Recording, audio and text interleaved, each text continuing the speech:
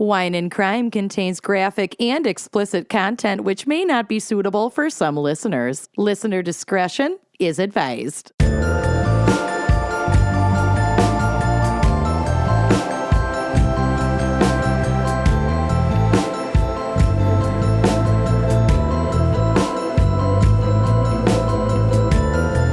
You are listening to Wine and Crime, the podcast where three friends chug wine, chat true crime, and unleash their worst Minnesotan accents. Yeah. You know it.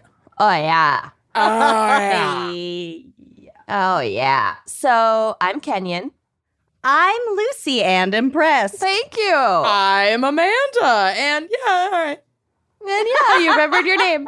Yeah. That's fair. For our Patreon fans who subscribe, you can watch this episode as a video on our Patreon, except my video feed will not be present because we're having some camera difficulties. And also, I didn't want to put on makeup. You really sold them on that Patreon Yep. support, right? But Lucy and Amanda are there, and normally I'm there. I put makeup on today. Yeah, you look Me real too. cute. Thank you. So do you. Everybody looks cute except for me. It's fine. It's not true. You look cute behind the blank screen. The photo of myself from 8 years ago. Yeah. Exactly. Your Skype Isn't that profile from picture looks Bortney's super wedding cute. too? Yeah, photo of me is from yeah. Blortney's wedding, which I'm pretty sure was in 2012. That was a while back. I think 2015, but I see where your head's at.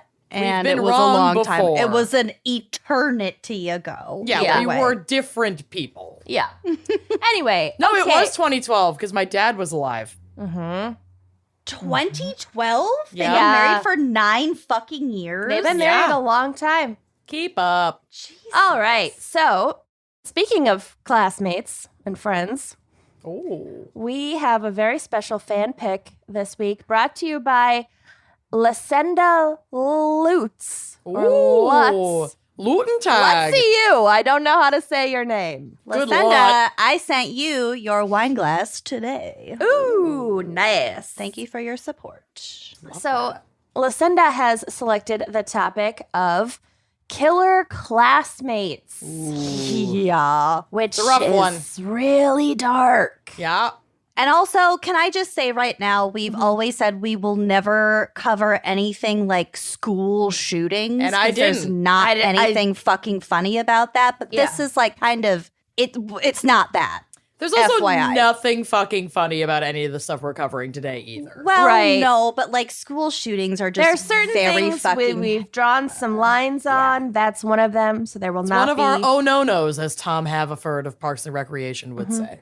Oh no. Oh, no. It's one of my oh no nos. So we're not doing that. Still doing some dark and sad shit.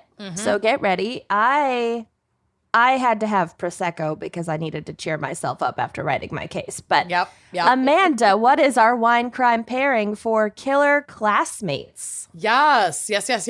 Our fan picker recommended the Felony Red from Wide Oh. River Winery, Uh-huh. which is based in Iowa. Oh my Yeah. This is an Iowa winery. Oh, gosh. okay. Lucy went to school. And lives currently currently. live. I was relating it to classes. Oh, okay. Sure. Okay. Yeah. Following Wide River. the line of logic in your head. Sometimes I'm really good at it. Today, I'm clearly behind. I got an F on that assignment. Oh. Ow. Oh, it's quite far from me. It's closer to the Quad Cities, if anyone's Sure. wondering. Clinton, Iowa, right on the Illinois border. Yeah. Well, you'll have to go get some. I was not able to find it in Minnesota, but I still wanted to pair this wine and honor the fan picker's recommendation. So I looked into it. It looks amazing. And the next time I head down to Iowa, I'm totally going to stop and get some. This is a Cabernet Sauvignon. It's fruit forward with a nice dry finish, which is like classic Cab. That's my favorite thing. It is medium to full bodied. So it's not like a huge, chewy, robust red, but it can stand up to a steak, a burger. You know, it's a little more flexible. Some of the feedback I saw from folks who enjoyed this wine recommended letting it breathe, which is very common in cabs, especially to expose it to oxygen and let those fruit notes like really pop, and it kind of evens out some of the acidity, and it'll still finish nice and dry without like assaulting your palate quite as much if you let big, robust reds like cabs just breathe for a minute before you drink them. This is also a very well-rated wine, especially for a wine out of the Midwest. It's actually in the top 36% in the country. We do not make great wine in the Midwest. Let me I was going to We just don't. I'm pretty We don't. surprised. We don't have the terroir. We don't. We do not. But Cab Sauv grapes are pretty robust, pretty strong. They can grow in a lot of climates. So it doesn't surprise me that if we're going to have a pretty highly rated wine out of the Midwest, it's going to be a Cabernet. That just makes sense to me. Mm-hmm. So top 36% in the country and top 6% in Iowa, according to one of my favorite sites, Vivino, which is like a godsend of a wine. Well, there you website. go. Would that make it magna cum laude or I think it's cum laude. Let's say it's cum laude. I'd call it Come loudly. mega cool loud. Mega cum loudly. That's what Amanda graduated as. Yeah, they didn't want to honor that for some reason. I didn't get a sash. Mega come loudly. Had to make my own sash. I bet you did. It was a whole thing. I bet it had rhinestones. You are a bit of a rope bunny. I am. And a crafter. I'm vanilla. Yeah. And a voyeur. Our kink quiz scores were vastly different. Yeah, everyone take the kink quiz online. One of our listeners sent us a BDSM kink quiz after that episode, and we all took it, and we all shared our results. And they were real We are not the disparate. same people in bed as we are out in the world. Thank God. Anyway, the felony red is also a cracker, so no tools required to get that one open. And I'm just going to open a different red that I had so that I can crack and enjoy. Nice. Ready up? Yeah. Oh, she nice. mega came loudly. Mega come crack. I think we need to get you a sash that says Mega come loudly. You know I'll wear it. With like all the patches Yeah. that like the valedictorian has. Tassels. nipple tassels. Done. Very collegiate nipple tassels. There's got to be a market for that. If there is, there isn't. I'll fill it. I'll fill that I'm void. gonna Google graduation nipple tassels. Okay. Okay. Thank While you she for does taking that cheers. on for me. A chaw. And Lucy. Oh, well, there are a You got couple 'em? options for you. You All got right, we'll 'em? deal with this after the episode. Lucy, I gotta put this away. They're so good.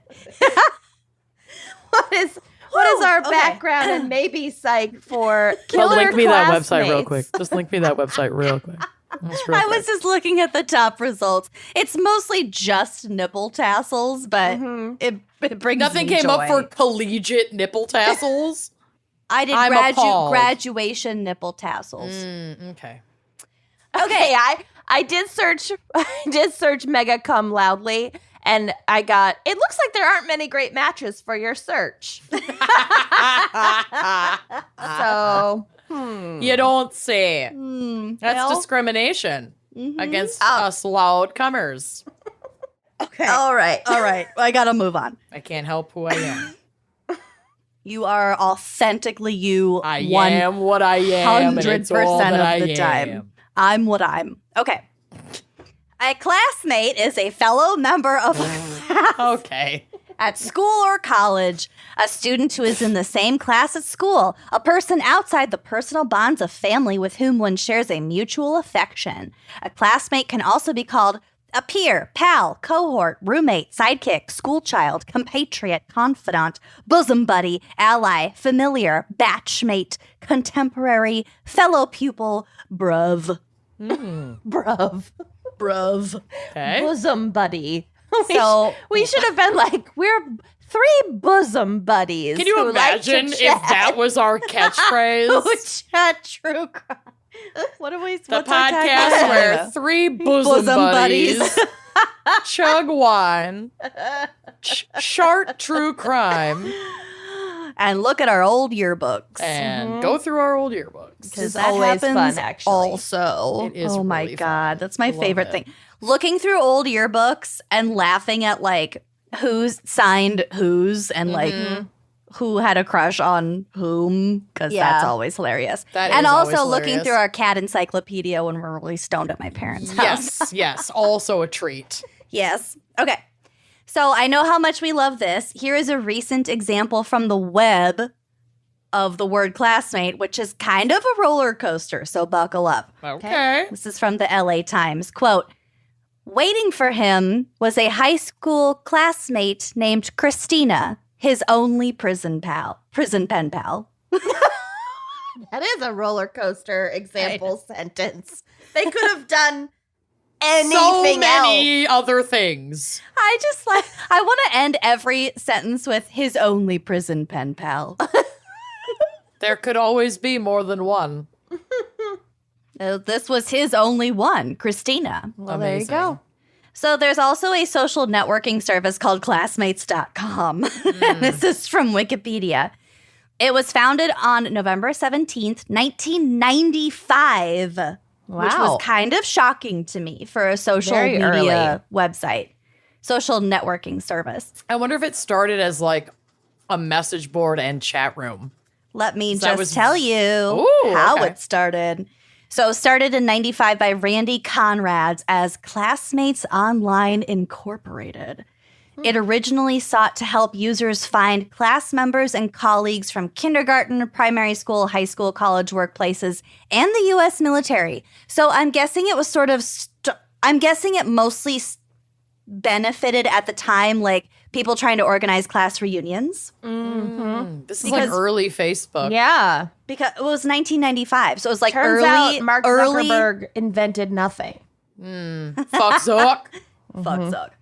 But yeah, it was like because how else would you even fucking go about that Sure. pre-internet?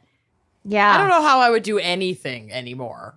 I think- know, right? I I think- have no tangible skills from the before time. Absolutely I think not. people used to like actually like write into their schools and be Yeah. like, "Hi, I got married. I changed my name. This is Oh, my like for the updated newsletter. phone number." Mm-hmm, Yeah. mm-hmm. Hate There that must have journey. been so many newsletters, I hate that journey for anyone. so who much went on it. paper, Yeah. so much work. That's too much. Anyway, in 2010, CEO Mark Goldston described the transition of the website, quote, to increasingly focus on nostalgic content, such as high school yearbooks, movie trailers, music tracks, and photographic images.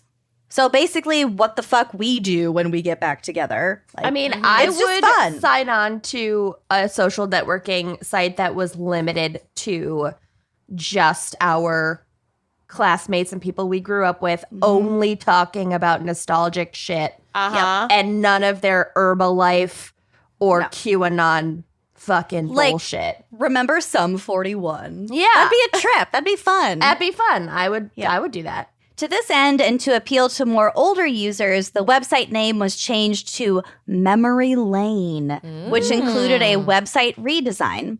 This change was short-lived, however. Classmates dropped the Memory Lane brand in 2011, and apparently there were a number of controversies and subsequent settlements plaguing the company, including membership auto-renewals, fraudulent emails, credit card transactions, and hidden fees. So Not good. essentially, their biggest problem was that if you wanted to stop paying for your subscription, You can't. It's You a Planet fucking Fitness. can't. You have Yeah. to go to the college in person and tell them why you don't want to pay for it anymore. kind of, yeah. So Oh, they got kind of in trouble for that, which they should have. So, okay, moving on from classmates.com, because that was kind of a far reach. I think I mentioned the dark triad in the last Yeah. episode that we recorded, or maybe one of the last episodes we recorded. And now I have another, albeit problematic, triad for you, which I'm confident that we've mentioned before regarding children, like maybe in the Killer Kids episode. This obviously presumably refers to students and classmates, so I'm just going to say it works because I didn't have a whole lot to go on in terms of this topic. So I'm going to tell you today about the McDonald triad. The McTriad? Yeah, the McTriad, exactly. Yeah, what? It's a 3-piece McTriad. Now on the dollar menu at McDonald's. Yep. Just a 3-piece, not a 6-piece? Very Well, stingy. it's a triad. There's only 3 pieces. Keep up. It's less than $1. It comes with a small fry. Oh, my And a word. toy. And a toy. So the McTriad refers to the idea that there are 3 signs that can indicate whether someone will grow up to be a serial killer or other kind of violent criminal. So Oh, right. We have talked about this. we've definitely talked about this. But I'm going to go a little bit more in depth. Okay. So those 3 things are being cruel or abusive to animals, especially pets, setting fire to objects or otherwise committing minor acts of arson, and regularly wetting the bed, which is known as enuresis, and this is beyond the age of 5. And we'll kind of get into like what regular. We'll get into the enuresis a little bit more. Further studies have suggested that these behaviors are actually more linked to childhood experiences of parental neglect, brutality, or abuse. See, I was just going to say that the bedwetting is, to me, feels more like a sign of trauma, or like the kid is like anxious and going through something. Totally. So versus I'm going the other 2, which feel more proactive. Exactly. The other 2 are behavioral rather than like something psychological. And I will get into this because I know we've touched on it, but there is a reason it's problematic when it comes to like modern psychology and like criminal profiling. So that's kind of what we're going to talk about today. So some argue that this in turn results in homicidal proneness, and the triad concept as a particular combination of behaviors linked to violence may not have any particular validity. So like I said, take this with a very large dose of skepticism. We will get to it. According to a 2004 report, arson or fire setting is theorized to be a less severe or first shot at releasing aggression. Extensive periods of humiliation have been found to be present in the childhoods of several adult serial killers. And also, we talk a lot about serial killers in this. Yes, it's important to consider serial killers, but it's also it's essentially referring to just future violent behaviors. Right. So don't take serial killers as a term too seriously Not just either. serial killers, but just other, Right. These repetitive episodes of humiliation can lead to feelings of frustration and anger, which need to somehow be released in order to return to a normal state of self-worth. However, the triad combination has been questioned in this regard also, and a review has suggested that this behavior is just one that can occur in the context of childhood antisocial behavior and isn't necessarily predictive of later violence. I feel like I couch this whole concept like a lot in these notes. Right. So just little brief reminders. Just couch it. It's all couch. I'm couching it. I'm a couch potato. Yeah. I'm a Couching it, Davenport. folks. It is a Davenport. Oh my God. Davenport is close to where that winery is that we paired this episode with. Okay. Just saying. FBI Special Agent Alan Brantley believed that some offenders kill animals as a rehearsal for killing human victims. Cruelty to animals is mainly used to vent frustration and anger the same way that fire setting is. Extensive amounts of humiliation were also found in the childhoods of children who engaged in acts of cruelty to animals. During childhood, serial killers could not retaliate to those who caused them humiliation, so they chose animals because they were viewed as weak and vulnerable, and like I said, specifically pets. So your own pet would be obedient and would listen to you as you, let's say, just drew a sharp knife right across their throat here. Oh my God. Why are you holding? Listeners. Just let them bleed out. Lucy, she is holding her cat Ray, who is like the love of her life, as she's saying this. It's very odd. I'm and detached. That much is clear. Ray is the biggest floof of all. That cat is fucking enormous. That would not be like putting away a pet. That would be like putting away a full-grown man. I wouldn't be able to dispose of the body. No, and it'd No. be so much blood. Yeah. It's not worth it. No, as a big boy. Yeah. He's Too a big man. boy. He's a big man. He's a big man, my biggest man and my best boy. Okay. Okay. Okay. Future victim selection is already in the process at a young age. So Oh, we'll get to it. presumably a serial killer will also seek out someone who's weak and obedient and can't retaliate. God. Okay. Yeah, isn't that fucking sick? Ugh. Studies have found that those who engaged in childhood acts of cruelty to animals used the same method of killing on their human victims as they did on their animal victims. That is Wow. fascinating. Yeah. So it really is a rehearsal. A practice. Yeah. Whoa. well, They're they know building what works. their MO, basically. Yeah. And they're already interested in certain techniques, possibly way before. That's creepy. Yeah, they fucking figure out what works. Ugh. Okay, so back to the enuresis, the bedwetting. This must continue twice a week for at least 3 consecutive months to be considered like problematic, regular bedwetting. Where Okay. it is amounts to this condition. Yeah.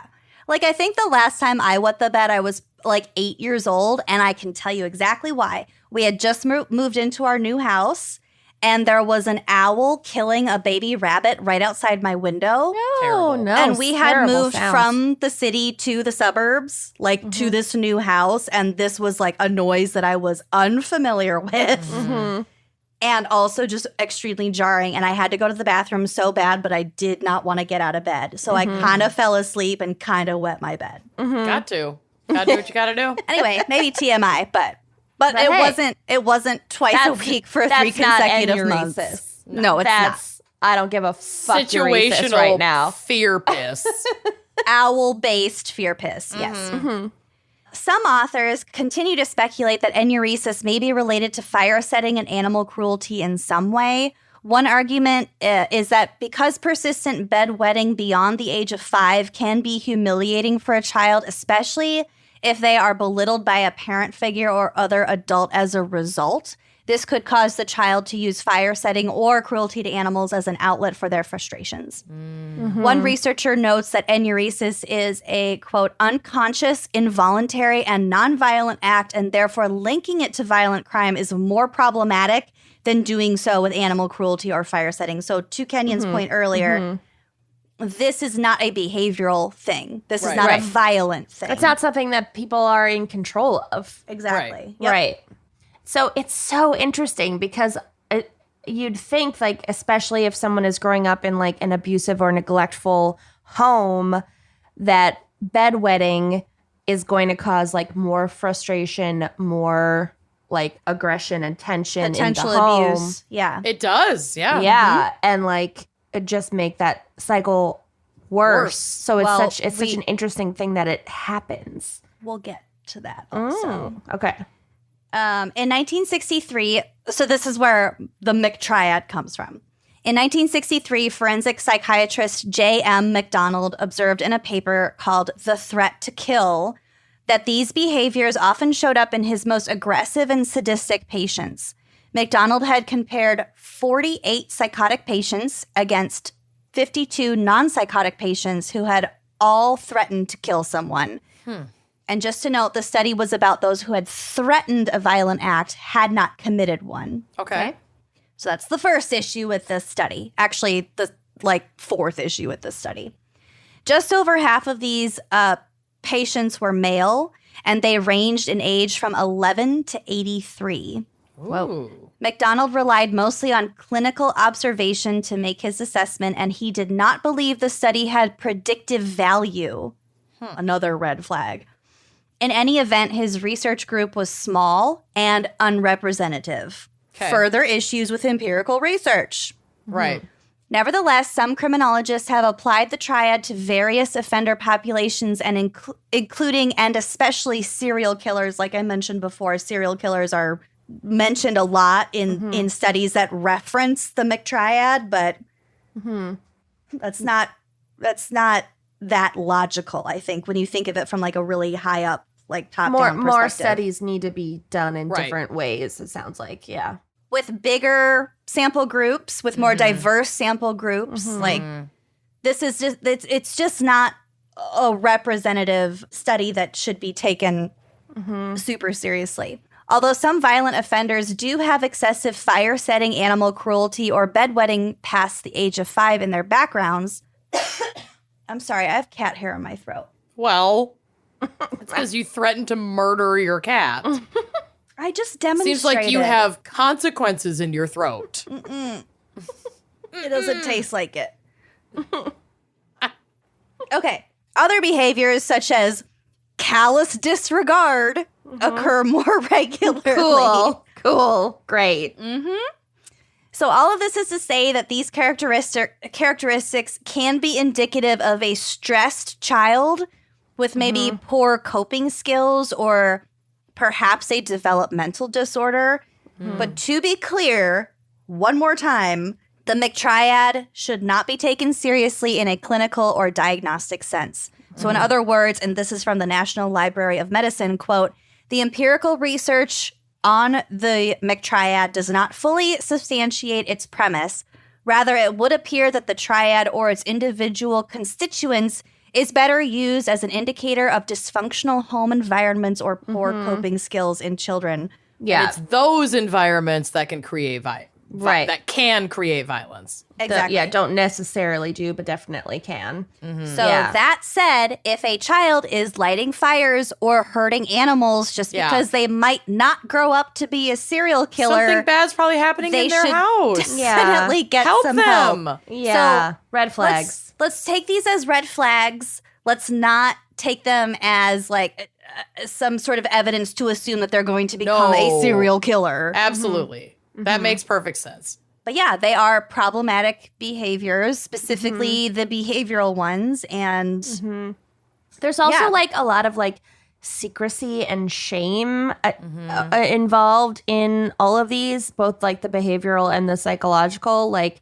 all of these are things that happen, I'm assuming, in secret or while the child is alone. You know, it's like shaded and like hidden. and that fosters kind of fosters those psychological, Right. after effects. Right. And then it can be like a self-fulfilling thing where it's like they're in a home where they're being told that they're bad. Right. They get upset. They wet the bed. They're told that they're bad again. They're doing bad things. Oh, I'm a bad person. I do bad things. What other bad things can I do and explore? Right. Yep. Shit. So that's my segment. Doesn't have a whole lot to do with classmates, but I wasn't Love it. given much. So It's a hard. I'm spitting gold out of shit right now. But also, since we have talked about this before, and since as a true crime podcast, I feel like we're going to reference the McTriad. We have, and we will continue to do so. So I did want to just share about the fact that it is actually problematic yeah.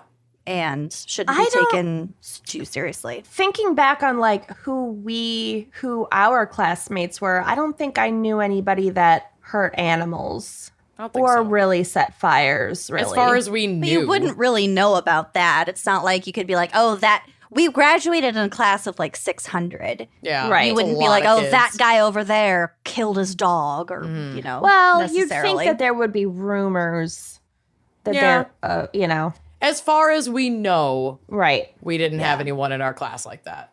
Right. Oh, actually, no, we did know somebody that set fire to the library of the high school. Well, yeah, we But know that a was little more of a baby Oh drunk my arsonist. God, I incident. forgot about that. Oh, I also have an anecdote. I totally forgot about this. So somebody close to me, I'm not going to say who, but I'll tell you guys afterwards. Obviously. When this person was in middle school, one of their classmates got kicked out of school because that person's locker mate discovered a hit list That's scary. with a list of names of their classmates, and it was titled at the top hit list. Yikes. Don't Did like they mean that. hit clips? It was definitely like I'm The toy? planning on bringing a weapon to school and knocking out these specific people. Jeez. Oh, that's so Fuck. scary. In our school? I'll tell Okay. you later. It was not our school. Okay, well. Very, very, very Well, we're scary. going on an ad break, so can you tell us now? Yes. Ad break. 3, 2, 1. Start summer off on the right foot with comfortable bestsellers like flats, loafers, and sneakers from Rothy's, the company that we are completely and utterly obsessed with.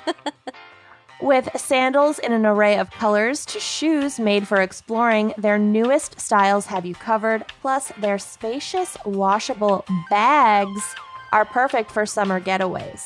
I love their bags so much. I have the Rothy's saddle bag, and I get compliments on it all the time, just like with the shoes. Every time I wear my Rothy's out, I get a compliment on them. It's unreal. Rothy's newly launched men's shoes are intentionally designed with an artisanal level of detail and created with nearly zero waste. You gotta love that. Rothy's men's shoes are durable, washable, and better for the planet. Plus, rigorous testing during R&D results in a perfect fit wash after wash. Because like the bags, like the ladies' shoes, men's shoes, you just throw them in the washing machine. It's life-changing. It really is. Many people don't regularly wash their shoes or bags. Rothy's is here to change that with fully machine washable styles.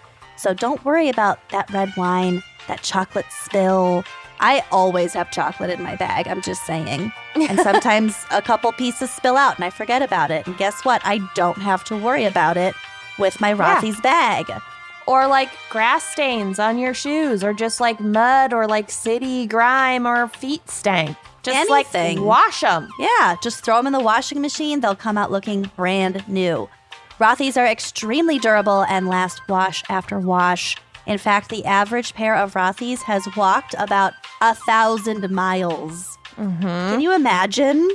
No. That's like walking from San Francisco to Denver and staying comfortable with every step of the way. If only the Donner Party had Rothy's.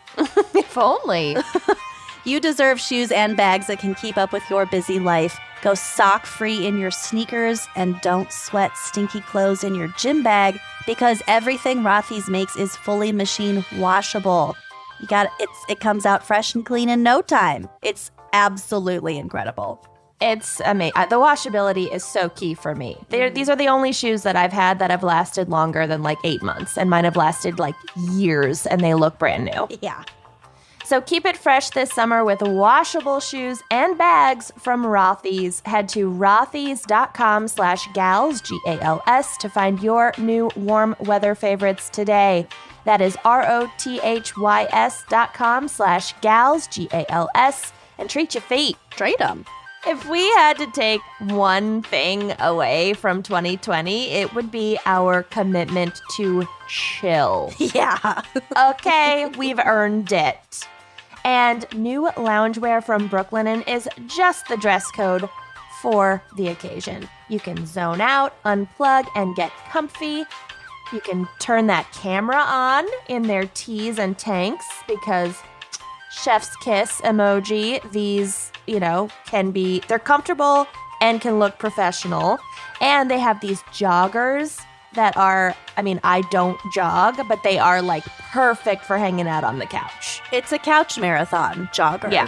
Yeah, exactly. I have the joggers and a t-shirt and a tank top all in their like beautiful olive green color. Yes. Oh my God. It's a uniform for just hanging out at home. Their joggers are so soft. They get softer with every wash, just like their sheets. I don't know how they do it. And they're like kind of thick.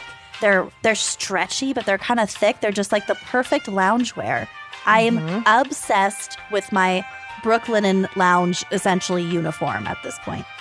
So Brooklinen has been listening to what we all need most, and they've responded with ultra comfy loungewear at a fair price. This loungewear has classic cuts and 0 zippers. No one wants a zipper. Nope, we're done. No more Done with buttons, the zippers. no more zippers. For limitless comfort that you can pull off in real life so you can luxuriate in coziness all day and all night, baby.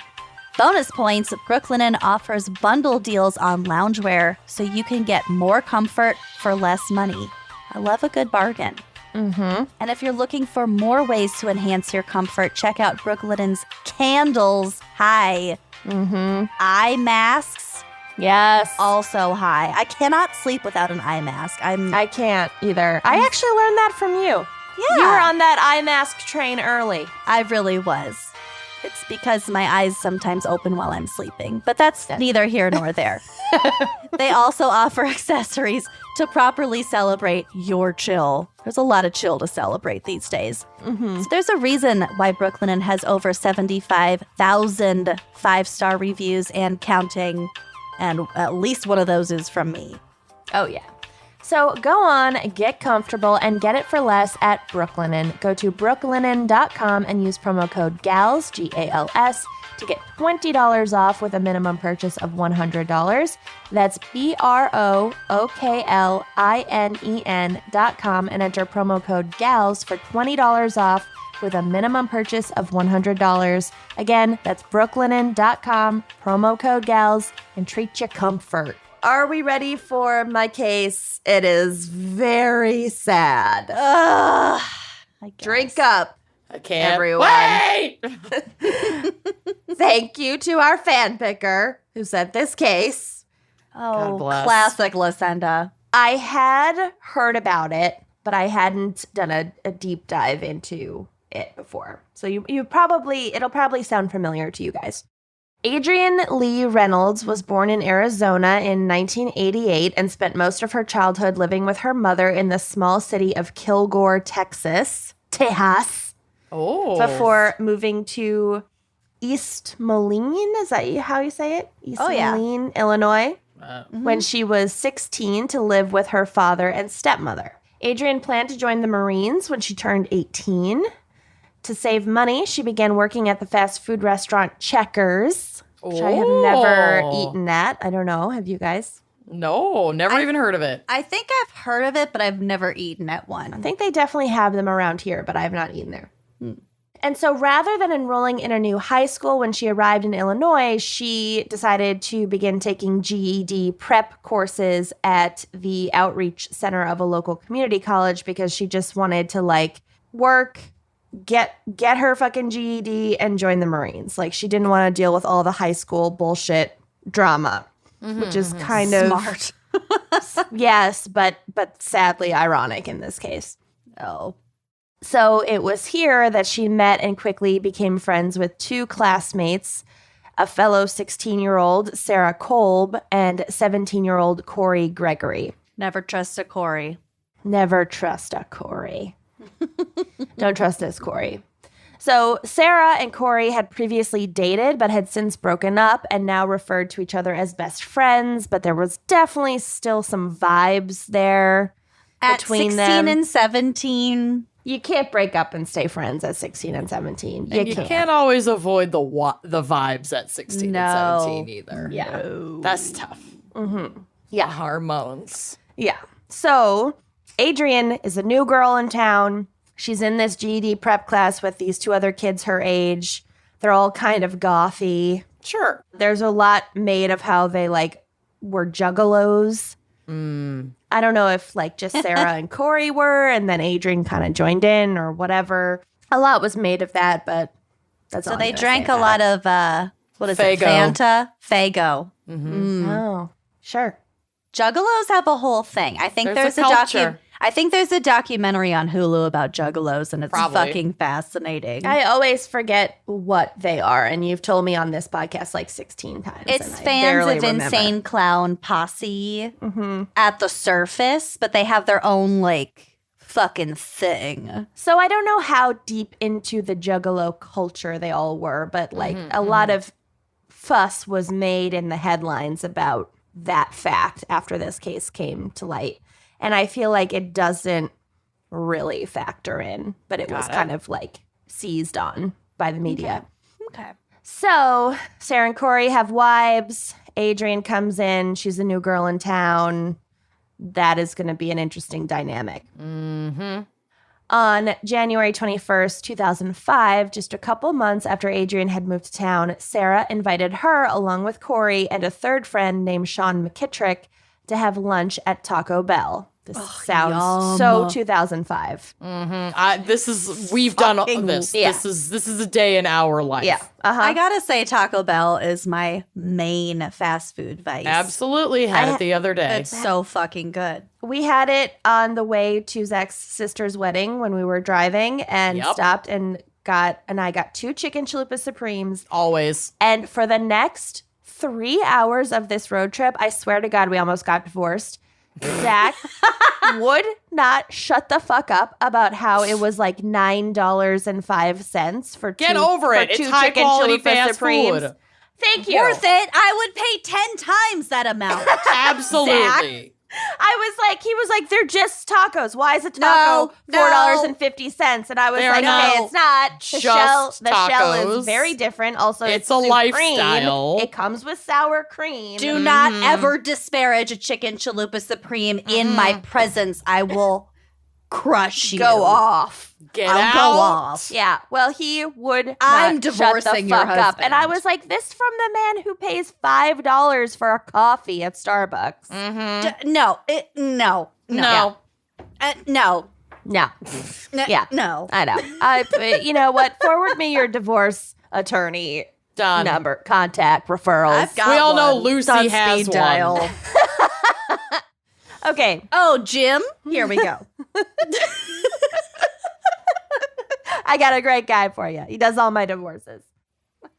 And if he doesn't work out, I have a backup for you.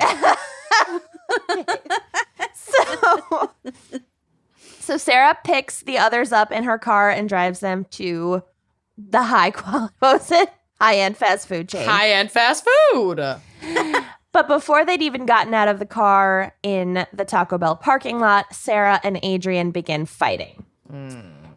There are varying reports about the cause of the fight. Some sources say that Adrian had recently asked out Corey, which had angered Sarah because it was her ex and slash bestie slash she's definitely not over it. And they're 16, so of Right. course that Their happened. children. Yeah, right. Other sources say that Sarah was dating Sean McKittrick at this point and was angry because she believed Adrian had been flirting with him.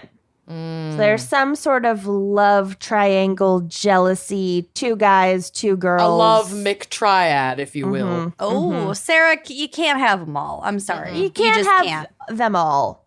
Or you can have both the boys, but then you can't also hang out with Adrian. And don't worry, Sure. it gets more complicated. Okay. Cool. So either way, Sean McKittrick attempted to break up the fight and calm Sarah down because she seemed to be more the aggressor.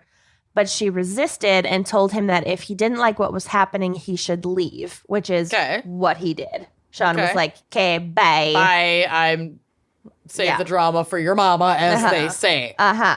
Sorry, I I'm don't know who burping. they are, but they say it. So with Sean gone, Corey and Sarah then physically attacked Adrian.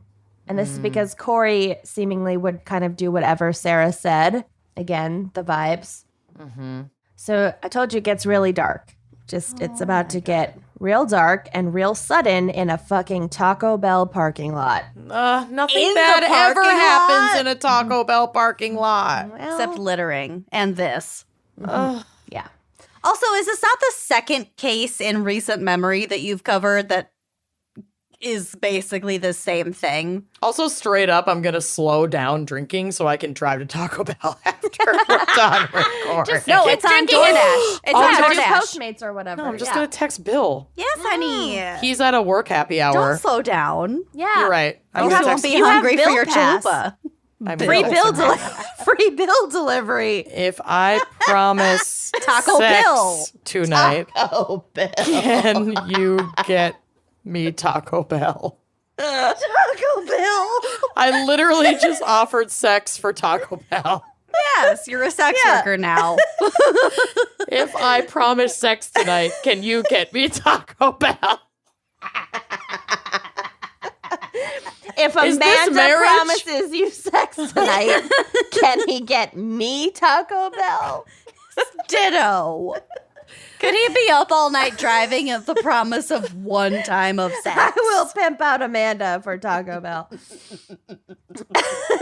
He comes back at like 9 a.m. tomorrow. He's like, Taco Bell. we have sex now. If he's at Like, a work, no, I have to work. if he's at a work happy hour where I think he is, there is a Taco Bell down the block. This is barely an inconvenience. It's I've also asked on for- DoorDash, I'm saying. It's more expensive. It's not worth it. Get your Dash Pass, baby. All right, so back. If quarantine has taught me anything, it's that the DoorDash door pass is fucking worth every penny. I pay for all of that shit now. Okay, I hope you got your laughs in because it's about to get really, Jesus. really Okay. sad and dark, and All there's right. no I'm hope. ready. Okay, There's no hope. No hope. so Sean leaves because he does not want to deal with this physical altercation between Sarah and Adrian. Right. Then Neither when do he's I. gone, no, I know me either. Corey and Sarah physically attack Adrian, forcing her from the front seat of the car where she'd been sitting, I think sitting shotgun, to the back seat where they held her down and strangled her with a belt. Oh, God. A seat belt or a belt belt? As I think a seat belt. Ugh. Yeah. 16 years old. Jesus Christ. That's not what seatbelts are for. To death? Yes. Ugh. They then drove the body to Sarah's grandparents' farm in Aledo, Illinois, and attempted to burn it. So Never they're gonna work. never Nope. gonna work. Never gonna work. Nope. And it Stupid didn't. Kids, You're right. So your despite- frontal lobes. Despite using gasoline as an accelerant, their attempts failed. After several hours of trying to burn the remains, the BFFs decided that they needed a different plan. I'm assuming the grandparents weren't home or We're like, oh, they're having a bonfire. yeah, we're like completely unaware because it was a big enough property that they could just go off and do their own thing. Mm-hmm. So then they called another classmate, 16-year-old Nathan. I don't know if it's Gaudette or Gaudet. It's gaudy. Gaudy. Nathan.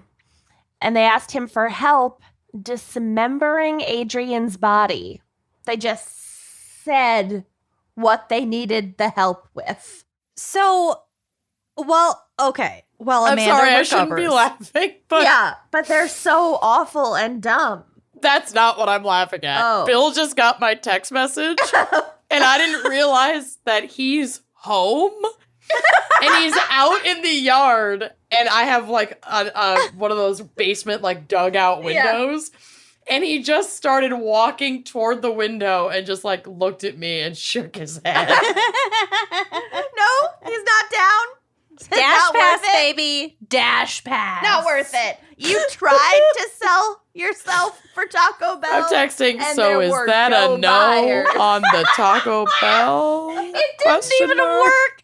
You selling yourself for Taco Bell didn't even work. Oh, no. I don't know yet. I don't know if it didn't work. Yeah, it could be bravado. It didn't work. He might be making a special trip.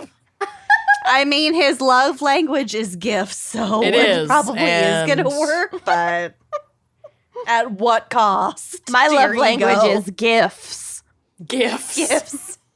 Memes. Anyway, continue. Okay, back- Sorry. all right. Actually, no, back to this. Back to this So- horrific murder of a child by fellow children. So she's partially burned Right. with gasoline as an accelerant, and Right. then they decide to dismember her and also just casually text. Well, because they're Cash probably text. realizing, Call. like, oh Call. shit, Oh, call. she's not, this isn't gonna work. Fucking duh. Yeah. Listen to a true crime podcast. Right. Ever, at any point. This was 2005, though, so they literally did not exist. They did. There were podcasts in 2005. Kind of. Well, there were VPNs and there was the internet. I'm just They weren't saying. good, but they did exist. But so, okay, so to paint the picture, she's largely burned. Yes. And now they're going to cut her up. Yeah, and they're Ugh. gonna just incidentally bring in another witness, 16-year-old. another accomplice. Yeah. Cool. And Nathan was down, so he went to the grandparents' They farm. promised him Taco Bell. probably in Aledo. And he brought along his grandfather's hacksaw. Oh my God. And then Nathan... Teenagers are so fucking stupid. Yeah. And then Nathan... It sounds like Nathan did the bulk of the actual work of dismembering Adrian's body. Oh, it's so Nathan. sad. I can't handle it. Oh, Jesus. So the three teenagers then placed Adrian's remains in garbage bags, after which they took a break to eat at another fast food chain, McDonald's. Eat vegetables. Yeah, maybe you wouldn't be so aggressive if you ate some vegetables. But they ate Taco Bell and McDonald's in the same day. I don't know if they ever ate Taco Bell. They went to Taco Bell, but I don't know if the altercation broke out before they had a chance to enjoy their chalupas. Right. I will say, though, if I had in my mind I was going to have Taco Bell and I didn't have Taco Bell, I'm fucking going back to Taco Bell. I'm not going back to McDonald's. She's a loaded gun. Well, they're in a different area now. There might not be a Taco tacos. Bell near the grandparents' farm / secondary scene of the crime. You know what? You're right. You're right. So finally then, after their fucking food break, they drove the remains to a state park called Black Hawk State Historic Site and disposed of the bags of remains down an open manhole, which is also very stupid. Yeah. Yeah. Black Hawk State. So Adrian's parents reported their child missing after they received a phone call from Checkers asking why she hadn't shown up for her shift, which was unlike her. Mm-hmm. And so she's missing. A few days go by. And then they drove her a long way. Mm-hmm. A really long way. Mm-hmm. Like 3 hours. Yeah. Jesus. And so then that means Nathan drove 3 hours to meet up with them. Mm-hmm. Jeez. Yeah. So a few days later, on January 26th, 2005, Corey Gregory broke down and told his parents what had happened. Can you imagine having a 17-year-old kid and they're like, their friend goes missing? Tell you something. And as a parent, you're like trying to make sure your kid feels okay and feels safe because their friend is missing, and how scary is that? And then they come to you and they're like, I have to tell you something. I killed her. I can't. I dropped her remains down a manhole. Open manhole. Her charred remains, because, tried that first. Yeah. Didn't work out. So, back to the remains. He removed her head and her arms. Was the Nathan. rest just a slender piece that they just put down the manhole? I don't have any more details than that, except that she was dismembered. But I don't know more detail than that. Jesus fucking Christ, that's gross. So Corey's parents immediately bring him to the police station, thank God, where he confessed to his involvement in the murder and then led police to Adrian's remains. So confirming at least a large part of his story and confession. Sure. Corey and Sarah were both arrested and charged with first-degree murder and concealment of a homicide. Sarah pleaded not guilty at her trial, which began in October of 2005 and lasted 2 weeks. She took the stand in her own defense. Never She's a 16. good idea. Yeah. Don't not ever good. do Who that. let her do that? I don't know. I think if you request from your lawyer that you really want to do it, you're hiring your lawyer. And you can do I don't it. think your lawyer can tell Keep you, you from no doing it, if I you guess. insist. They can advise you no, but you're paying them. If you want to do it, you'll do it. I Right. guess. Oh, God. Otherwise, no fucking lawyer would Right. let their person True. do that. Yeah, no, that's true. So she took the stand in her own defense and described her relationship with Adrian and her version of the events leading up to and following the murder. In Sarah's version, she had been, quote, very attracted to Adrian when she first met her during a smoke break after their GED class. You're 16. Yeah, you're 16. You're attracted to everyone. And right? also, why you taking smoke breaks? Yeah, You're don't attracted smoke to a either. chalupa. Yeah. Yeah. And Sarah said that she had considered trying to date her, but wanted to take things slow after having a bad breakup with another girl in the past. Okay. According to Sarah, still, their relationship soon soured, though, and Adrian began harassing her with constant phone calls and notes at school. I don't think that there's any evidence to That suggest actually that is happened. true. I think that they spoke on the phone a lot and probably passed notes because they're 16. Friends. Yeah. Yeah. Sarah claimed that on that day in the Taco Bell parking lot, Corey had acted alone in pulling Adrian into the back seat and strangling her. And she recounted for the jury how she had been, quote, terrified of him and followed his instructions after the murder for fear that he would kill her as well. So And was her allegation that this was out of jealousy over Sarah? Sarah is saying Corey just attacked Adrian. With what motive? I don't think she gave a motive. Okay. And that it was all his idea and she just went along with it. But then they went to her grandparents' farm. Yeah. So she must have volunteered that at least. Obviously something's not quite right in this story. Gotta say, I don't believe Sarah. Yeah. Prosecution, though, rebutted this version of events by introducing as evidence a school journal in which Sarah had written that she was going to kill Adrian, and she had made this entry on the same day that the murder took place. So obviously, your journals. Wow, she literally put it in her planner. yeah. We will get to the Kill journals. Adrian.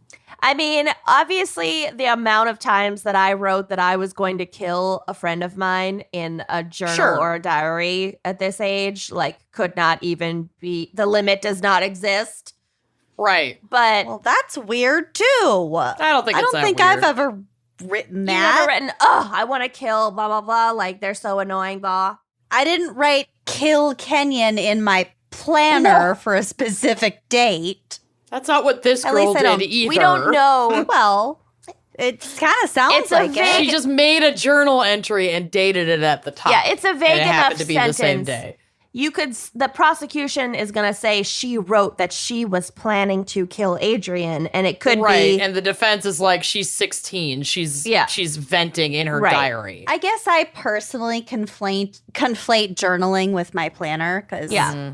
it's my only form of journaling / alibis. Right. Okay. So, several of Sarah's acquaintances also testified that she had been making verbal threats to kill Adrian in the weeks leading up to the murder. So, there was definitely beef and issues, and she had aggression and intent to harm Adrian.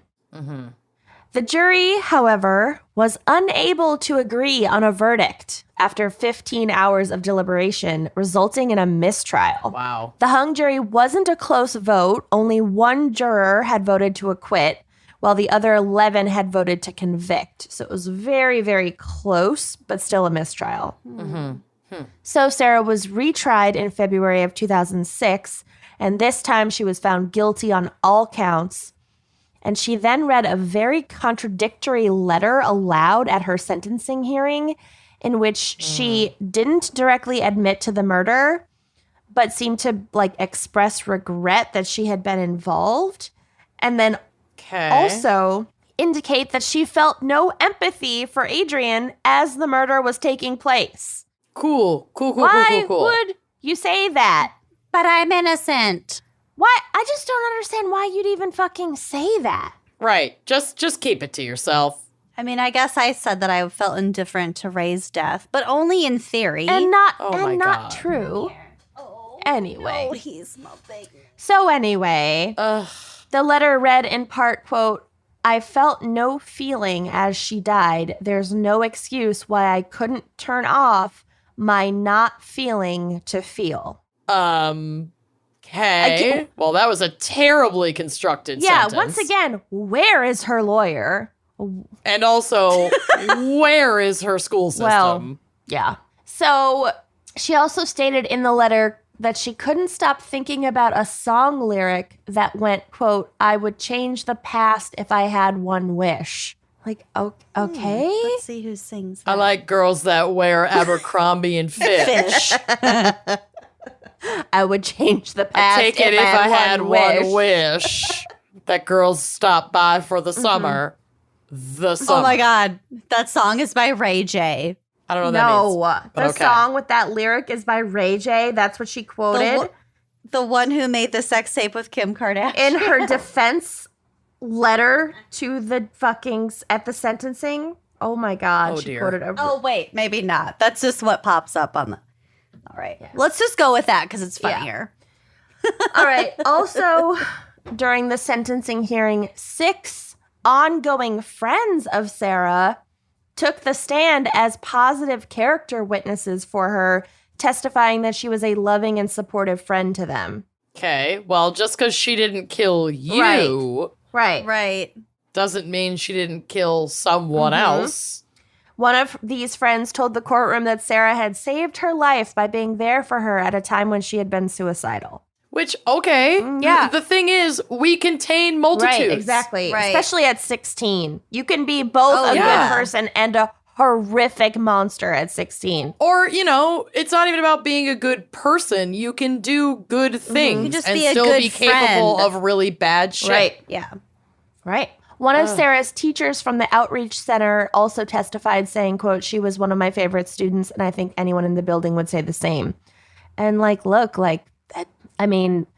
it's interesting testimony, but that, again, doesn't change anything. I have a friend who taught fucking Johar Tsarnaev, one of the Boston bombers, and, he was a seemingly I forgot good about kid, that. and then he fucking killed a lot of people. So, Yeah. No. You're looking at one facet of somebody's life, and there are a billion. right. And some matter more than others. So finally, Adrian's stepmother, Joanne, took the stand to read a lengthy and emotional victim impact statement arguing for Sarah to receive the harshest possible sentence. The letter read in part, quote, "This is the hardest letter I've ever had to write. Starting from the beginning when we realized Adrian was missing, Tony and I were frantic. We started making phone calls to everyone we could think of. When I finally got a hold of Sarah, she was cool as ice. Sarah told the story how she left Adrian at McDonald's after an argument, which she even fucked that up. Sarah apparently fucked that up, saying we were at Taco McDonald's. Bell. Right. Sarah was very sincere. After 5 days of hell, we learned Adrian was dead. That's the worst news a parent can receive. We had to hear from the media that Adrian's body had been dismembered. I cannot begin to tell you the visions I have in my head." It's horrific. Following an appeal to the judge not to go easy on Sarah, the letter concluded, quote, "Adrian was a normal 16-year-old girl who liked boys. Adrian came here from Texas to start her life over. Like most families, we had problems, but together we were going through counseling. Adrian got through to my heart, and I never got the chance to tell her I loved her." Because she came and lived with her dad and stepmom just a few months prior, and it was kind of a hectic time for the family, and she's 16, and I think she had some troubles at school in Texas, and Adrian had dreams. She wanted to be on American Idol. She loved to sing. Adrian wanted to be a designer and did detail paintings on cars. We were planning a graduation party for her. She was working very hard to get her GED. Adrian had dreams of being a Marine. Adrian wasn't just anybody. She was Adrian Lee Reynolds, and I want her to come home. Oh my God, that's fucking heartbreaking. I know. God. I know. She had a lot of facets. She did. Yeah. She was a 16-year-old kid. The whole fucking world is your oyster. In the end, Sarah Kolb was sentenced to 48 years in prison for murder and 5 for concealment of a homicide, which were ordered to be served consecutively. So she got a very lengthy punishment. She is currently serving this sentence at the Logan Correctional Center in Illinois. Corey Gregory, meanwhile, pleaded guilty to all charges against him, and he was sentenced to 40 years for murder and 5 for concealment, and is currently incarcerated at a maximum security prison near Chicago. So because he pled and came to the police before they pinned it on him, he got a slightly reduced sentence, 8 years less than Sarah, but I mean, I think they just had so much evidence against both of them that they didn't really need he didn't get a sweeter deal. confession. Yeah. Right. Nathan, this fucking third Yahoo who got Who helped himself them involved, dismember. Yeah. was also charged with concealment of a homicide for his role in dismembering the body. He was charged as a minor and served about 4 years in a juvenile detention center before he was released. But he was the same age as Sarah. Yeah. They were both But 16. he wasn't involved in the murder. So he didn't have to go to jail, like prison. Yeah. Okay. So instead of, because she got 5 years for concealment, Corey got 5 years for concealment, and Nathan got 4 years for concealment. There's something that doesn't sit well with me that you can saw off Right. a person's head and arms Yeah. Yes. and get that much of a lesser sentence. For sure. Like, and I get also it, wonder but it's if just gross. he also offered information that translated into a lesser sentence as well. Yeah, I don't maybe, know. Yeah. I didn't read anything about that, but yeah. So interestingly, he served 4 years, and I think that was starting in like 2005, late 2005 or 2006, and then he got out, and then in 2012 he was killed in a car crash. Oh, wow. Whoa. So he also died very young. Wild. Just a couple months ago, Corey Gregory, who is now 33, because like they're basically our age, like he's exactly Yeah. our age, was back in court for a hearing about possible resentencing because the Illinois Supreme Court recently ruled that a 40-year sentence for a juvenile is essentially a de facto life sentence and thus We'll unconstitutional. get to that in my case, too. So Corey petitioned for a new sentencing hearing based on this ruling and was successful. And the hearing was sparsely attended, but Adrian's stepmother, Joanne, was there and spoke to the press, stating, quote, "How does he have the nerve to ask for a resentence hearing when he prosecuted her and carried out her death penalty? It doesn't seem fair at all. Adrian doesn't get to come home. I feel like he can walk out of prison the day Adrian gets to come home. That's when he can get out." That, she is allowed to feel that Yeah, way. That's absolutely. very valid. Right. Yeah. And like he was 17, and we do have to draw a line somewhere, but I think Absolutely. like there is a difference between 17 and 15. And you know what I mean? Like 35. right, exactly. Like Yeah. I don't know, man. What they It's did was fucking really tough. horrible and dark. Yeah. Yeah.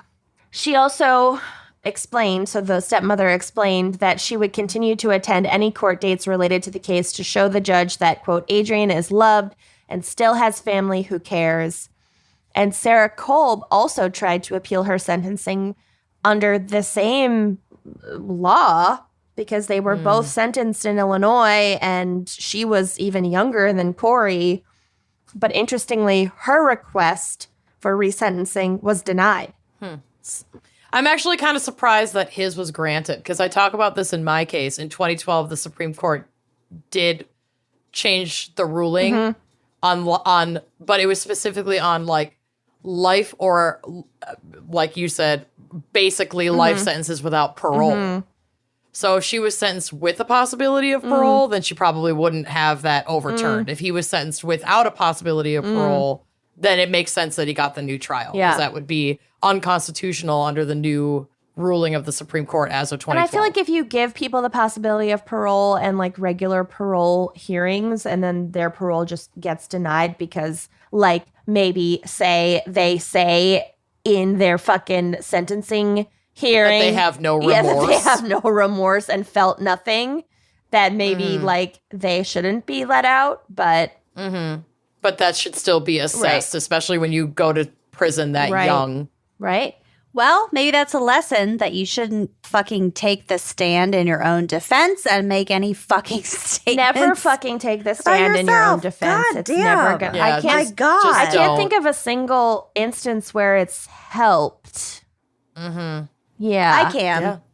but very rarely. I was watching some documentary about juvenile non-violent offenders could take the they were going through their own trials, and someone was charged with I don't know, something. And they pled not guilty and then took the stand. And they were like, if I was guilty, I would not be taking this risk. You have to hear me.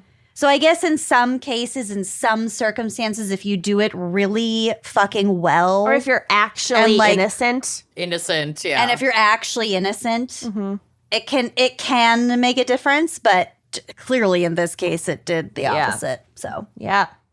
So anyway, that is my very, very sad case. And once again, I would like to blame and thank the fan picker. Lasanda. Yeah, exactly. And Adrian, it's just so tragic and so fucking senseless. Adrian. Just like everything else at 16, it is tragic and senseless. Yes, and temporary. Being 16 is tragic and senseless and temporary. Yeah, exactly. It's like Just- all of these lives were fucking ruined by these idiots' fucking choices. Yeah. Not Adrian, but Sarah and Corey and Nathan. Yeah. The only one who got out of this okay was Sean, who was just like, I'm fucking out of here. Yeah. Who was just like, sure, I'll cut up a charred body. No, Sean. No, That was Nathan. Sean was Nathan, the one at okay. Taco Bell who was like, "Can you guys like, fucking bye. stop fighting? Because this sucks." And they were like, Oh, "You yeah. can leave," and he was like, "Okay, I'll leave." Great. I will. Yeah. Bye. Yeah. So just Yeah. for our The only one with a frontal lobe in that entire group. Basically, lesson learned, take your chalupa and go. yeah, if something is a bummer and people are fighting and it's a bummer, just leave. Yeah. Anyway, so that is my case. And should we hear a word from sponsors as a palate cleanser? Please. Yes. We should. Need to We go get a should do fucking that. chalupa. It's all I can think about now. Away is a modern lifestyle brand that creates thoughtful products for every traveler and every kind of trip. They started with the perfect suitcase, crafted with features that make travel more seamless. And now when travel looks a little, different than it did before, you can count on Away's range of suitcases, bags, and accessories whenever you take that next trip. I am going to Minnesota twice, actually, in September. Yes, you are. And I am honestly excited to pack my Away suitcases because they fit so much. They're so beautiful. They're so durable. The wheels, they have these 4 360-degree spinner wheels. And so it's just like the smoothest roll, even through like hectic airports, stations, wonky sidewalks, whatever. This bag is just gonna glide like butter and it's never gonna tip over. Even if you're sprinting for like your connecting flight. I It'll am. sprint with you. It'll keep up. I am chronically late always, and this bag can keep up. So whether it's a trip to the corner store, a weekend away, or an extended stay with friends and family, we are all navigating the current reality of what travel looks like now. But no matter your destination or style, Away's suitcases, bags, and accessories all come in a variety of colors, sizes, and materials to suit your needs and inspire your future travels. Yes, like Kenyon said, those 360-degree wheels are a total game changer. I also love the TSA-approved combination lock that keeps all of your belongings safe. It's a little bit of peace of mind. I love it. My favorite feature of these bags are this compression pad. So you just stuff all your clothes in there and then you put the compression pad down and you pull the straps and it just seals it all the way down. It's very satisfying. You can fit so much in there. It's unbelievable. Away products are designed to last a lifetime. So if any part of your suitcase breaks, Away's standout customer service team will arrange to have it fixed or replaced. There's a 100-day trial on everything that Away makes, so you can take that product out on the road, live with it, travel with it, get lost with it for 100 days. If you decide that it's not for you, you can return any non-personalized item for a full refund during that period. No ifs, ands, or asterisks. Away offers free shipping and returns on any order within the contiguous United States, UK, Europe, and Canada. That's a lot of area. That's a big part of the planet. It really is. So start your 100-day trial and shop the entire Away lineup of travel essentials, including their best-selling suitcases at awaytravel.com/winecrime20. That's awaytravel.com/winecrime20 and treat yo travel. Trade it. Are we ready for my case? Now, yes. No, you're not. It's horrible. Begrudgingly, yes. No. I got my Like both fix. of you, not going to cover a school shooting. No. And this is like, I was talking to Bill yesterday when I was working on my case. He's like, Taco what's Bill. the topic? Taco Bill. Taco It's like, what's the topic for today or tomorrow, whatever? And I'm like, oh, it's killer kids. And he gives me a look, or killer classmates. And he gives me a look like, oh God. And I was like, well, we're not going to cover school shootings or anything because like that would fuck with our mental health. But I found this other maybe worse thing. Yeah.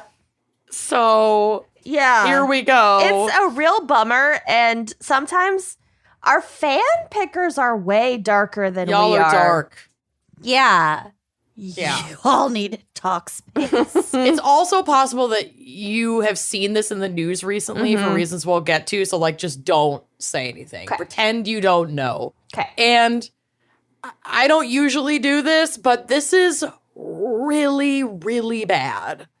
So, just blanket trigger warning. This was like hard to write about. Like hard violence. Like Yes. bad. yes. Great. God, okay. Jamie Goff was about as perfect a kiddo and student that you could possibly dream of. The 14-year-old no. 8th grader got straight A's, loved to play the violin, had lots of friends, and was all around adored by family, friends, and teachers at Southwood Middle School in Palmetto Bay, Florida. His talent for violin is what drew him to the school, which is an alternative learning environment with a focus on the arts and has done award-winning work in both visual and performing arts. Of the many people he befriended at Southwood, his classmates Michael Hernandez and Andre Martin had become two of his best friends.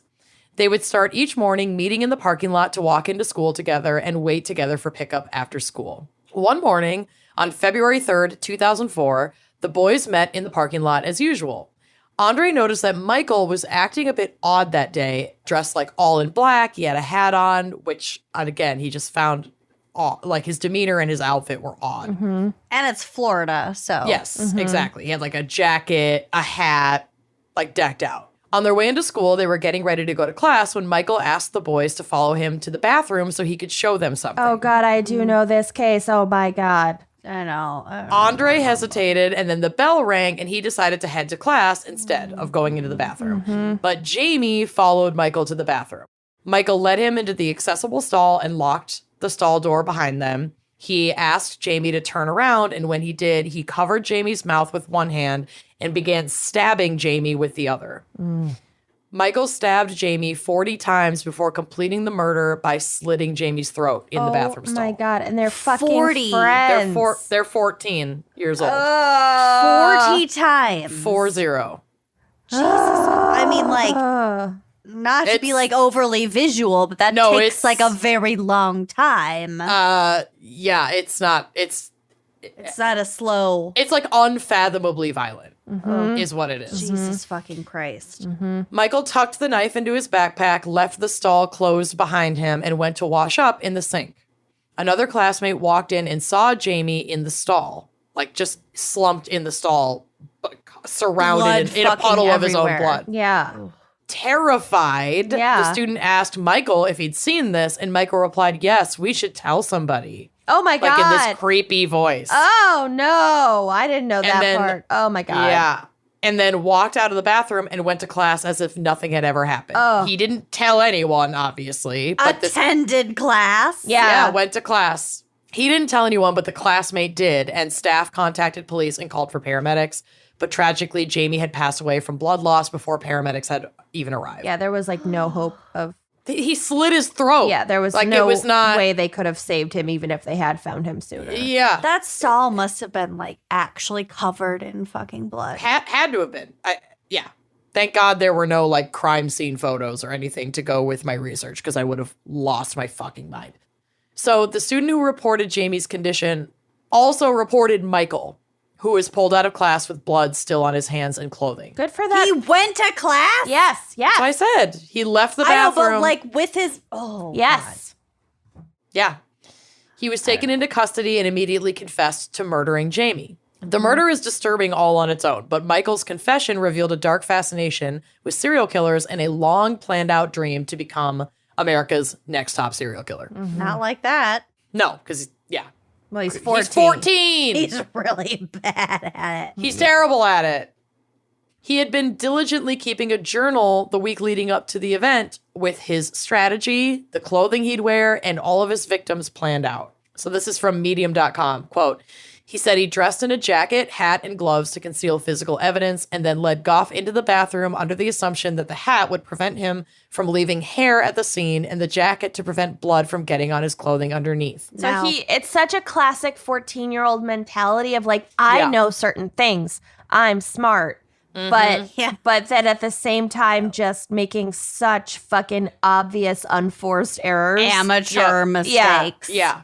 Yes. Yeah. I mean, if there was ever a perfect picture of your frontal lobe is Right. not developed, Right. this whole fucking episode is it. Right. So the gloves were worn to avoid leaving fingerprints, end quote. After stabbing Jamie in the body and throat, he made sure his friend was dead by stabbing him in the face and scalp. Oh my God. So he was stabbed well over 40 times when you think about, at that point, it was likely post-mortem because he'd already cut his throat. Oh my fucking Also, God. face and scalp isn't going to finish the job. No, but Jesus Christ. it's just, again, It's horrific. yeah. He admitted in his confession that his friend Andre was also on his list, and had Andre not declined to enter the restroom, he would have killed him as well. Oh, God bless you, Andre. So I had heard, and cut me off if you're going to talk about this later, but I just listened to this episode on Generation Y, which is another podcast that we love. Love Justin and Aaron. They're so great. I heard that is Michael the one who committed the crime? Yes. I heard that Michael had attempted to lure these two friends into the bathroom the day prior. He attempted to lure Andre Yeah. the day prior, and Okay. Andre Yeah. said no. Okay. And then he focused on Jamie the next day, but Andre was there. Right. And then still Andre was left. like, I'm going to go to class. Right. it's still so fucking creepy that Andre had the wherewithal to be like, no, you're being fucking He trusted weird. his instincts. Yeah, and, trusted his you know, gut. and that's not to say that Jamie did anything wrong. No, No, of of course course not. not. They're No, best no, friends. I'm not implying. Yeah. I'm not implying that you're saying that he is. I'm Right. just making it very Right. clear that, like, But Right. also, if either of you at any point in middle school would have been like, "Hey, come to the bathroom," Yeah. with me," You I'd would have been gone like, immediately. "Ooh, But you know, gossip. Yeah, I'd be showing you I'm like there. I'd be showing you like the epic dump I took, Yeah. not Oh, yeah. stabbing We you would in be Yeah, I gossiping. mean, Yeah. Oh, yeah. So It's just fucking yeah. gross. So I It's I absolutely heard that, gross. and then I also heard that when Michael left the scene of the crime and went to class, he was like covered in blood, Mm-hmm. and the teacher didn't know what had just happened, of course. So the teacher was Mm-hmm. like, "What happened?" And he like didn't say, or he I like didn't see that, but made something else up, and then the teacher was like, "Let's go get you cleaned up," and like Mm-hmm. cleaned up some of the blood that was on this child in their class. Oh God! Because of course they would, as a teacher. yes. You know, Yes. they're Right. 14-year-old I mean- boys. They're probably covered in blood half the fucking time. But yeah, in at the end of the retrospect, day, it's so fucking gross. Yeah. at the end of the day, that didn't affect the outcome of this case at all because Michael No, of immediately course confessed. No. And that teacher never could have known that they were basically Of cleaning course, evidence. yeah, I didn't course read not. that detail, but I don't Mm-hmm. doubt that it happened because I know he went back to class covered in blood. Granted, he was Yeah. wearing gloves, so his hands weren't like red, but his clothing and his pants, he were Right. drenched. He had blood on his face Right. that he had been And the trying to teacher- clean off. And especially if he like hit arteries and whatever, there was like Oh, spraying. spatter. Yeah, I I'm mean, sure. like, I'm Right. sure. I just There's no way there couldn't be. Yeah, I just thought that was interesting, and like I said, they talked about that on Gen Y, Yeah. and there are apparently like some like rumors online that the teacher was like covering up for this kid. Blah, blah. It's like no.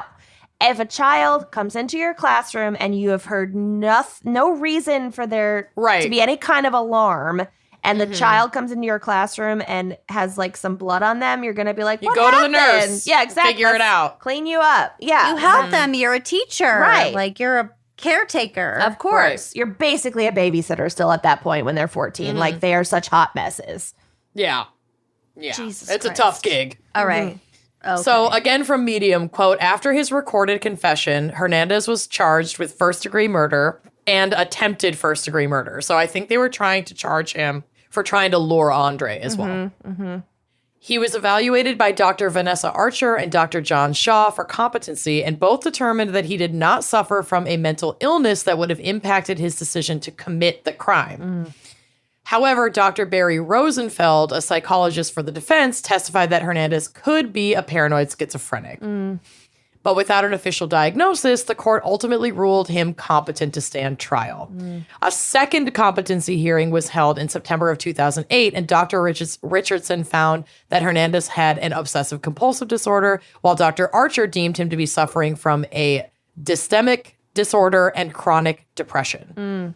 That's so hard because, like, especially for schizophrenia, if a kid is 14, it's honestly like too early even to like even know. diagnose. Right. Yeah. It's hard to diagnose in adults, let alone in a 14-year-old It's like child. he very Right. well could have, but like you have And to then give in it some 2008 time to know. In 2008, he's already been in prison for 4 years. So, like, of course he's going to be depressed Right. and have mental health repercussions from that. Right. I'm depressed from listening to this case. Right. Yeah, absolutely. So both professionals maintained the opinion that despite these findings, he was still competent to stand trial. Therefore, the court ruled the same. So, like, this was a huge story in the news. So to try and find a more impartial jury, the trial was moved to a different county. And like we said, his defense team tried to build a case in legal insanity, but since he'd been deemed sane by doctors, they pushed really hard to work toward that lower standard in the judicial system of mental competency to stand trial. So I had kind of equated both of them to be really similar. So I just included this little blurb from the Nolo Legal Encyclopedia because this helped clear things up for me. So competency to stand trial is legally unrelated to the defendant's mental state at the time of the alleged crime. In other words, the issue of competency relates to the defendant's state of mind during criminal proceedings only, not during the commission of the crime. That makes sense because it's like, you know, you have, in order to like even like submit a plea, you Right. have to like know what a trial is, know that you Yeah. are, you know, facing trial for this particular Precisely. act. Yeah. So this says, for example, suppose the defendant suffered from severe mental illness when he shot a victim. If that illness prevents him from understanding the subsequent criminal proceedings, he is incompetent and the proceedings must halt. Once he's received enough treatment to understand what's going on, he is then competent. And at that point, the case can carry on. So you can delay trial due to competency and provide mental health care.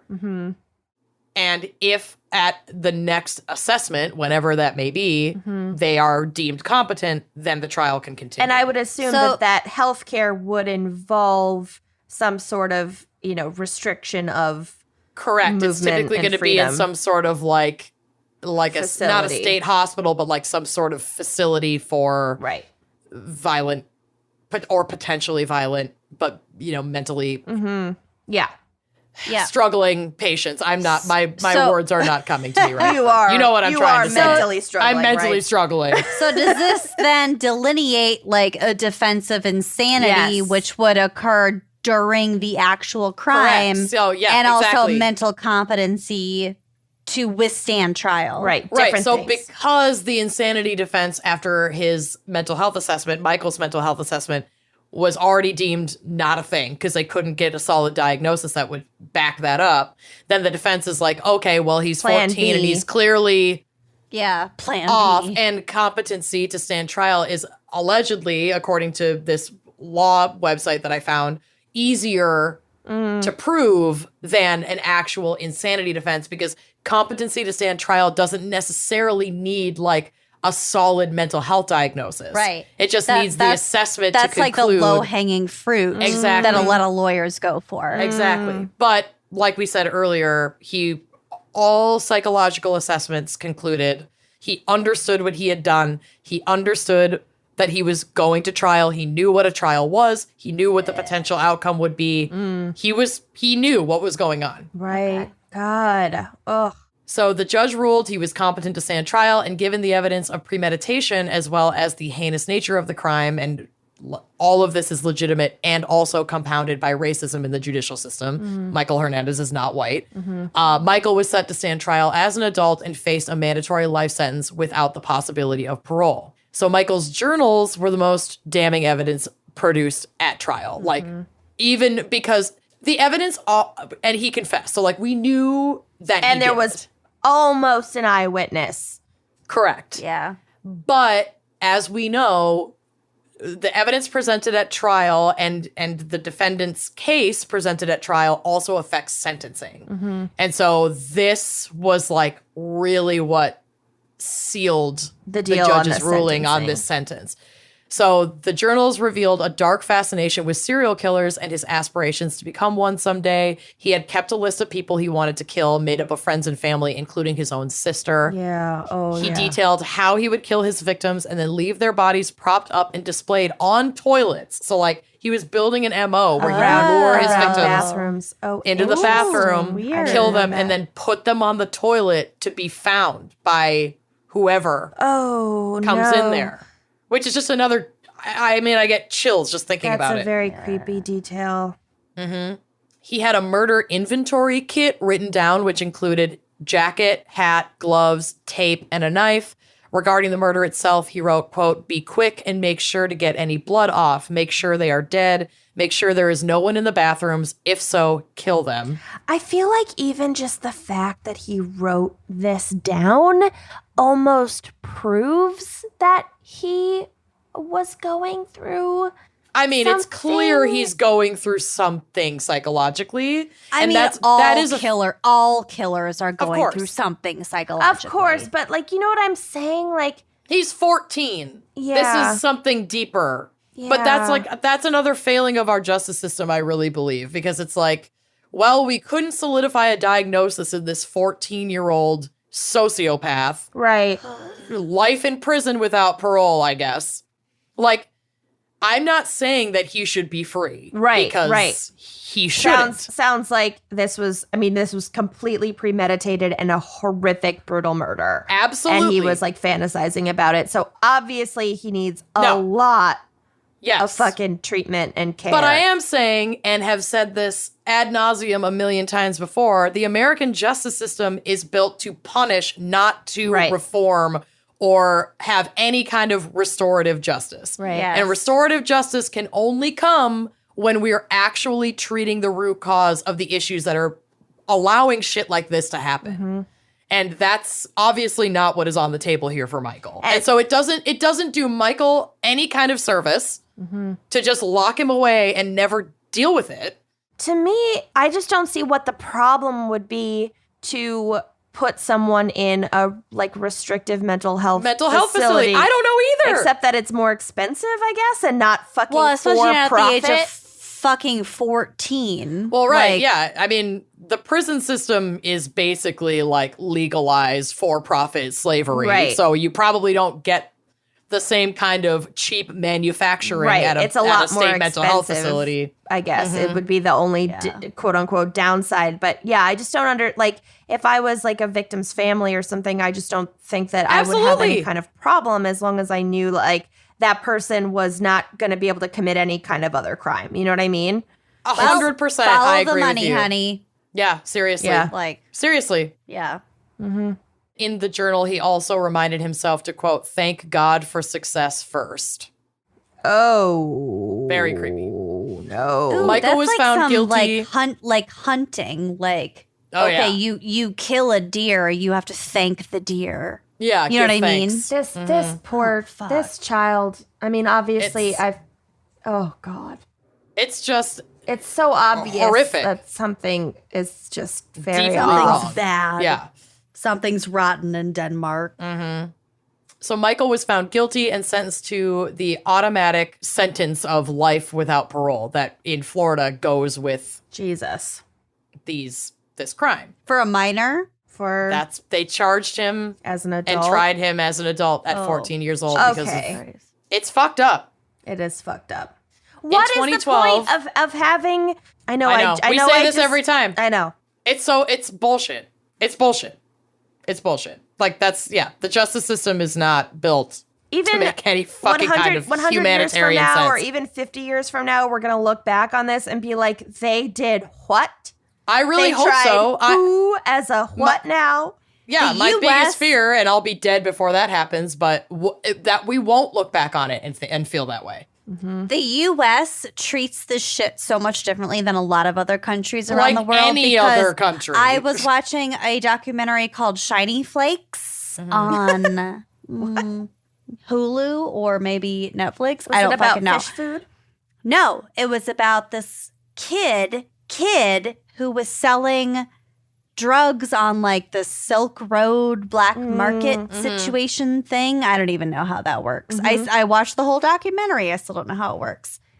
But he was like he was not legal. He was not an adult. And they gave him like 4 years plus like possibility of parole, something like that. And he conned people out of like $700 million. Right. And yes, it was financial and like nobody that they could identify died from it. But I'm sure people did die from it because you're selling drugs on the black market. Right. But like in the US, that would be like a fucking throw away the keys. Well, we have one of the highest incarceration rates per capita of any country in the entire world. And that is very specific by design. Yeah, it's really fucking gross. In 2012, like we talked about, the parole was put back on the table for him because the Supreme Court ruled that very year that juveniles could not automatically be sentenced to life without the possibility of parole, that it was unconstitutional. Michael, however, would never see the parole board because just this year in April, Michael was found dead in his cell from what was at first believed to be a drug overdose at the age of 31. Whoa. So that's why this has kind of popped back up in the news. So this is from the Miami Herald, quote, according to the report released by the medical examiner's office in Columbia County, Hernandez died of cardiac dysrhythmia made worse by morbid obesity. The manner of death is natural causes. The autopsy report answers the mystery about what killed Hernandez, who was only 31 when he suddenly collapsed inside the Columbia Correctional Institute in Lake City in April. The autopsy did not find any evidence of external trauma and did not find he had any illegal drugs in his system, which had been a source of speculation about his death. Okay, so not the drugs, and it sounds like also He had a heart not attack. COVID. Yeah. Okay. Yep. Whoa. So Andre, the one who trusted his gut Survived and survived, he was driven by his childhood experience and pursued a career in law enforcement, which normally I would begrudge, but this is not a like white man, so I'm just gonna let him do his thing and not comment on it, even though I just commented on it. Look, I think there's a lot that needs to change, and if there are some people who have experienced a lot of victimization and have been on the other side of things and want to join law enforcement and change it from within, then that's great. Yeah, I think the tree Best is of luck. absolutely rotten. The tree is rotten. Yeah. But Andre said in an interview, quote, it absolutely pushed me toward law enforcement, seeing how the detectives protected me and my identity and handled the case. So that was refreshing to hear, like, a black man who experienced this kind of trauma feeling like he was treated well and respected by law enforcement is a good thing. Jamie's father, Jorge, upon hearing of Michael's death, handled it with an incredible grace that I cannot imagine even being capable of having. Like, I'm not a mom, but my God, I don't know how I could just like have empathy and forgiveness. Even as a deeply empathetic person, I think that would be very hard for me, given the gruesome nature of how my child was taken away. If the shoe was on the other foot, I would be the first one called like baying for blood. And that is why I think that it shouldn't be an option on the table. Because the people that are most impacted by a violent crime are gonna want vengeance. And as a society, we need to temper that. But anyway.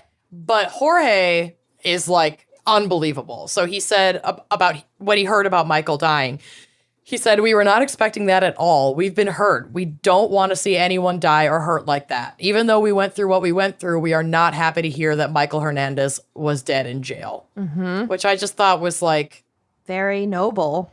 Yeah. To even be able to give that soundbite in an interview.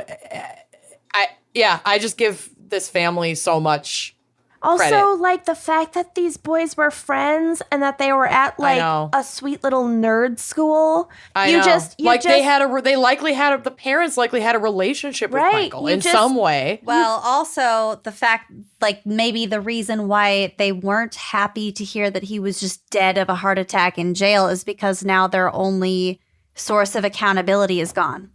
Sure. Yeah, I suppose it's probably a deeply complicated reaction. set of feelings. We're speculating at their emotions here. Always. But Our favorite thing. I don't think that it's just a case of like that they had empathy or sympathy for this guy. I think it was just like, oh, well, he's not suffering anymore. What the fuck are we supposed to do now? You know, I don't get that vibe from this quote at all. It could be. I don't know. Sure, like you said, we're speculating about his emotional state, but I don't get that vibe at all from this statement that he made. And also, they don't need to be mutually exclusive. No, not at all. Right.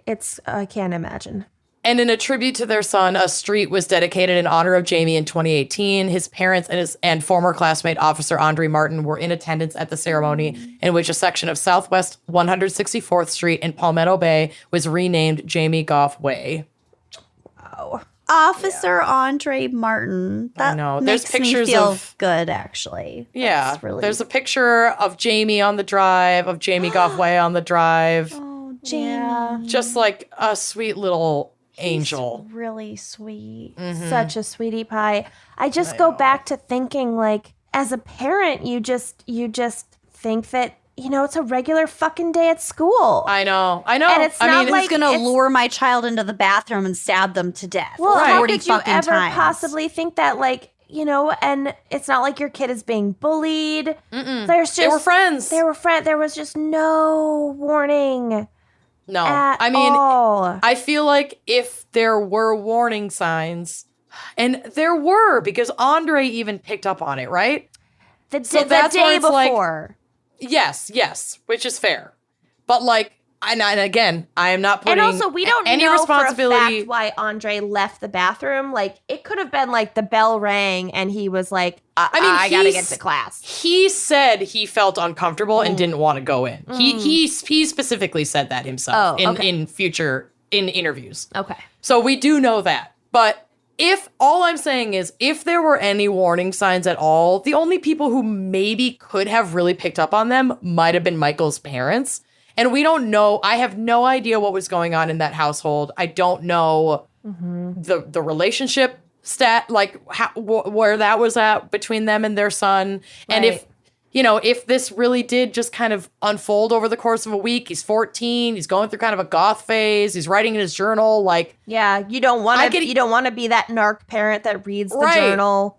I can't say that there were not moments in my teen years where I was going through shit and like, oh yeah, express myself in unconventional ways. And, granted, I didn't kill anybody, but, just to say we can't put any kind of like onus or blame on anybody for not catching any of this stuff, because it's like teenagers are fucking weird. Yeah. You just never know. You just never know. But like all that to say, you just don't we're not know. parents. We don't know. And I hope that it does your sound relationships like with your whatever future warning children. signs there were pretty subtle. Exactly. So like anybody could be a murderer. Long story short. Oh, great. Cool. Trust cool. no one. Even us. Yep. Yeah. Anyway, life is long. thanks for this episode. Thank you. Thanks, Lucinda. We're fine. Thanks. Jesus. It's really dark and sad, and I need to go eat dinner now. There's We a all reason we need don't to cover go. school shooting adjacent. Yeah. Anytime children are murdering other children, it's kind of a bummer. Mm-hmm. Well, actually, rough. our Killer Kids episode was sort of entertaining, I'm going to say. But let's just leave it at that. Anyway, thanks for listening. We'll see you next week. Yep. Bye-bye. Thanks for listening to Wine and Crime. Our cover art is by Kala Yip, music by Phil Young and Corey Wendell, editing by Jonathan Camp. Check out our website and blog at wineandcrimepodcast.com. You can also follow us on Facebook, Twitter, and Instagram at Wine and Crime Pod. If you have questions, answers, or recommendations to share, email us at wineandcrimepodcast@gmail.com. Episodes are available on Apple Podcasts, Stitcher, Google Play, basically wherever you get your favorite podcasts. And if you like the show, please rate, review, and subscribe on Apple Podcasts. It is the best way to spread the word. If you'd like to show your support and get a shout out on air, visit our Patreon page to keep this podcast and the wine flowing. Cheers!